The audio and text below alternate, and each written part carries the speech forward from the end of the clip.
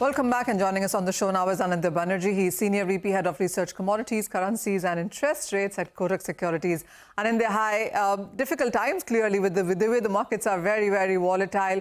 But I do want to start with the precious metals first. And we've seen silver prices gain in line with some bit of a risk on with base metal prices, while the gold prices have seen some correction on the lower side. How do you read this divergence within the two precious metals? A very good afternoon, and thank you for having me, Manisha.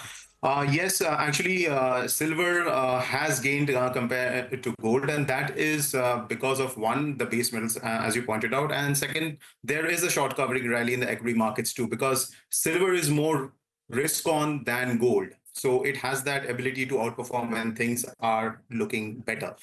So yes, since yesterday is morning low, we have seen an outperformance in silver, and it may continue for a while as long as the uptrend in the stock market continues. So we could see actually silver gaining. On charts too, it's looking a little more stronger than gold as well. So it can see levels of $31 over the near term. And as we've seen in the last 12 hours, even as the gold prices have come off, we've seen that safe haven buying money go into dollar, in Japanese yen and Swiss franc. Is this like a short-term phenomena, or do you see the safe haven money now getting kind of split here? So, in fact, if you see this whole cycle, initially the money was going towards gold and partly towards silver, because that was a flow which we termed as a de-dollarization flow, which was basically anticipating this fracture in the global trade, which we are now seeing. But as this fracture in the global trade happens, the de-globalisation, it is actually quite positive for dollar. It is quite positive for the US treasuries and yen, because these are the traditional safe haven assets which attracts a lot of flows during times of turmoil. So right now we have seen margin calls selling in gold and silver as well. And that's the reason why gold has come down, in spite of the fact that gold should be benefiting from this. But and the dollar index is still relatively weaker, but gold has not been able to catch up it, because we think there's a lot of margin-related selling which is happening in gold, especially in the global markets. And yes, so at this time, the dollar, yen, and the US treasuries tends to do well.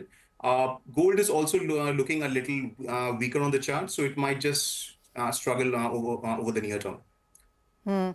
Did you say from de-dollarization to de-globalization, Anindya? Yes, because if you remember the last time I was on your show and we were talking about base metals, I said in all the bullish outlook, the biggest threat is the intensifying trade war between China and America, which we anticipate will become far more intense in the coming days, because Donald Trump's America First policy is another name for de-globalization, is another name for basically moving the manufacturing from into US. So it will lead to a situation where the trade war between America and China will intensify in the coming days, and we are already seeing the signs of it. So yeah, so that can be a factor to watch out for.